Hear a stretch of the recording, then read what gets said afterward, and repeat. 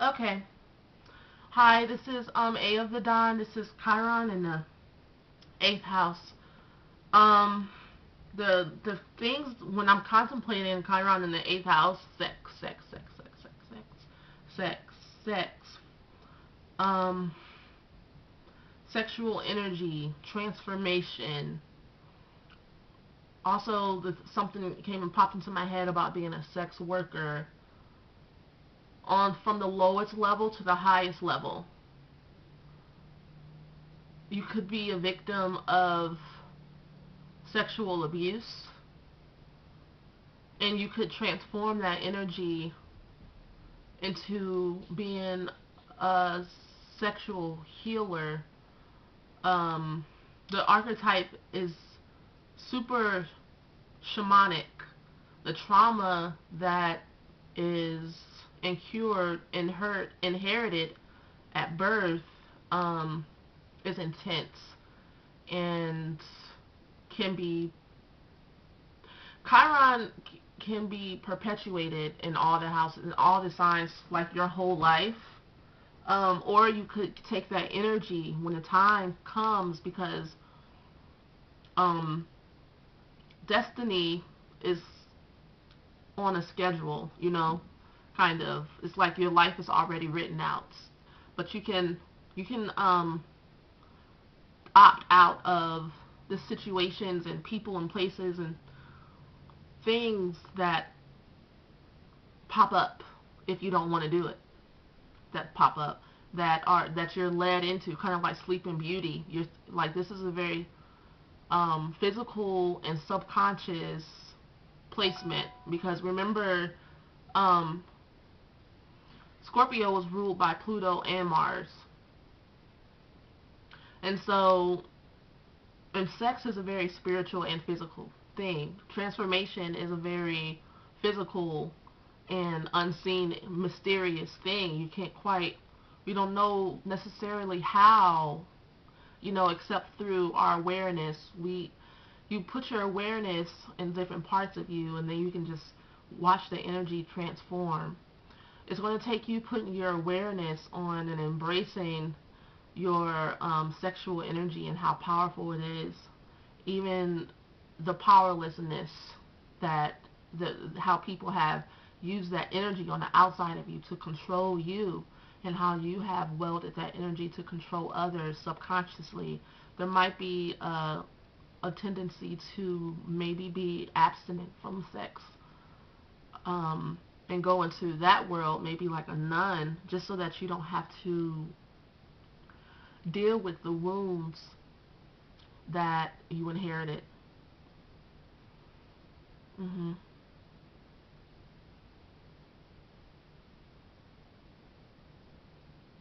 And when you have those types of enmeshments in your life, it sexual energy is in everything. The reason why I sigh, because I'm like I'm like I'm going through it, because if you go through something in one area of your life, you go through it in every area of your life, especially when it comes to sex, because sexual energy, I'm having sex with this chair I'm sitting on right now. Like, sexual energy is creative energy. It creates everything, and it's no way possible to get away from it. You can run, but definitely can't hide. The energy that you use to run is sexual energy. Sexual energy created this whole universe. And so I can see there being obsessions and just kind of like seething energy, and just wanting to escape. And the only way out is through. And so your healing process um, can be that of a very shamanic, alchemical experience, very holy instead of part, because there will be most likely no closure, no apologies from anyone.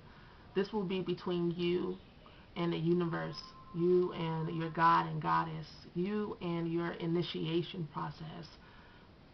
It's initiation process where you most likely have to walk through the darkness, and you're probably afraid of the dark. your fears are really most likely, I'm saying all these probablys because there's a chance I might be wrong. So I'm like, maybe, probably, maybe it could, maybe it could. I get so tired of saying that. I say that all day, not all day, but sometimes all day. It all depends on how many readings I do. You know, like, well, most likely what I see here, what might be happening is, I get tired of saying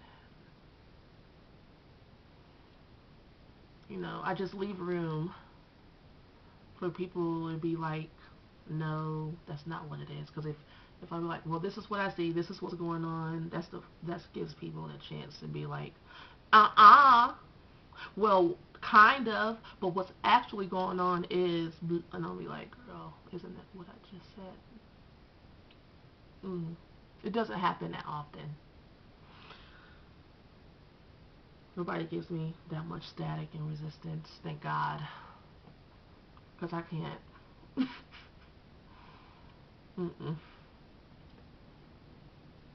And plus, honestly, I'm rarely ever wrong. Okay, fine. I've never been wrong when it comes to my readings and stuff.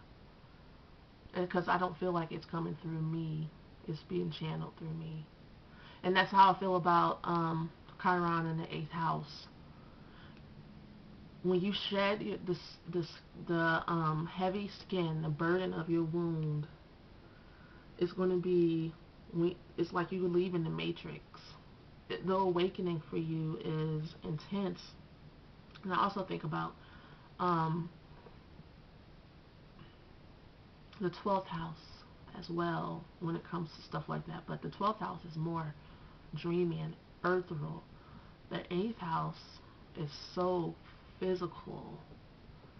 You know, you'll feel like you're being ripped apart sometimes by what you've been through, what you know, what you see. The conversations you need to have, what you need to say, what you need to talk about, what you need to reveal, the knowledge that you have is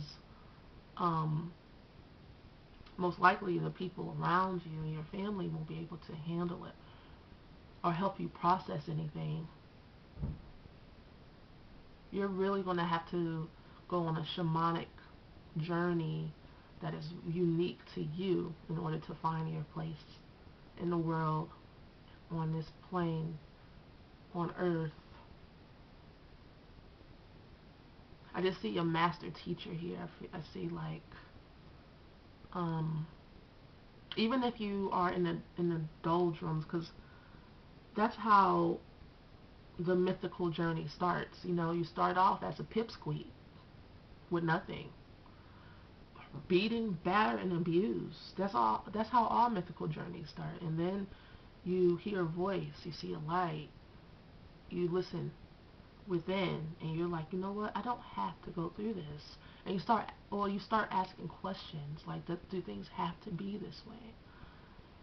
Or you make up in your mind that, you know what, things aren't going to be this way for me anymore. I'm out of here. You know, there's just, things will spark you on your journey, even if you feel like overwhelmed by it right now. You're never stuck. That's the thing about, you know, Scorpio energy. Scorpio energy is, you're never stuck. You always have the willpower, the Mars energy, and the Pluto energy, the willpower and the transformational alchemical energy to change anything at any time you make up your mind to. Just remember that.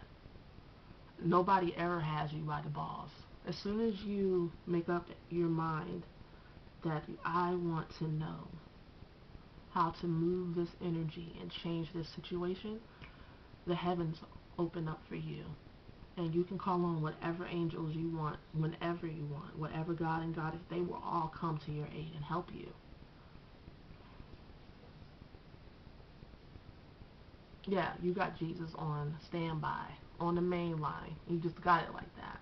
That's just how it is.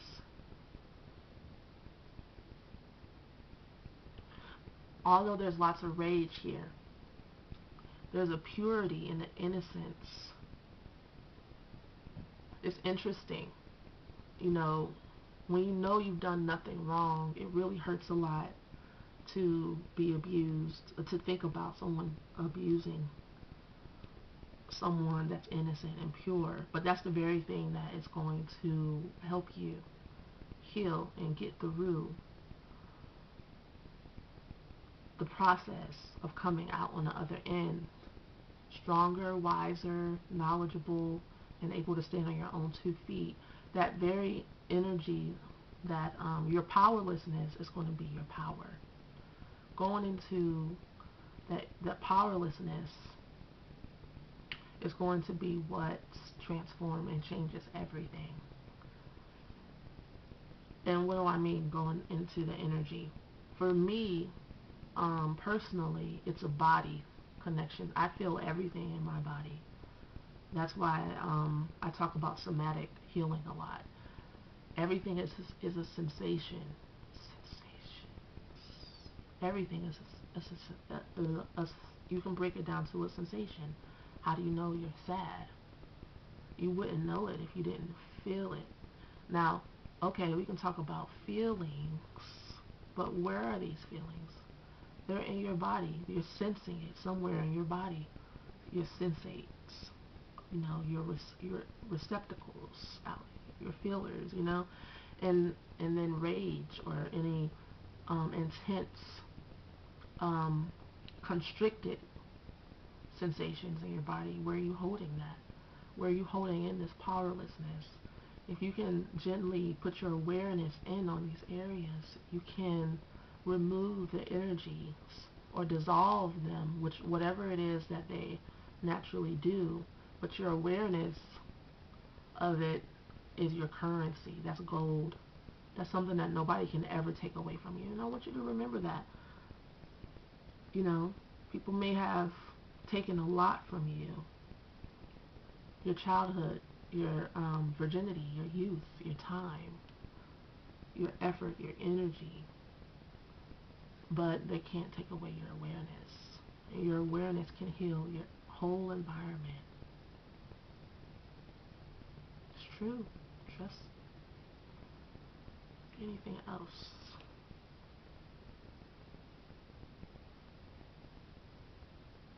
Death, taxes, houses, real estate. Chiron.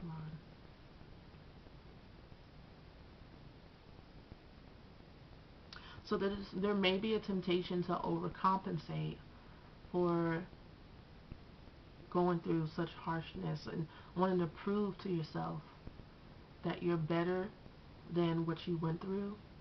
So I see someone like trying to fight their way to the top their whole life. Putting behind what you went through and being like, you're not going to get, this is not going to beat me, this is not going to be my life. So it creates this fighter in you, this vigorousness. And with Chiron, Chiron is where you feel like a loser and a failure and the most insecure. And so there's insecurity in what you may build. And it may not be built on the best foundation. It may not be solid, and you may feel insecure all the time. And one day it may come crumbling down if it already hasn't, just so that you can go through that portal of transformation so that you can stand on solid ground with your healing. Anything else? Okay. I think I'm done with the second half of Chiron. I'm going to start doing the twin flame readings for houses 5 through 8. Well, I guess I have to do the 9th house then too, so I'll do that. And then I will do the readings. Okay,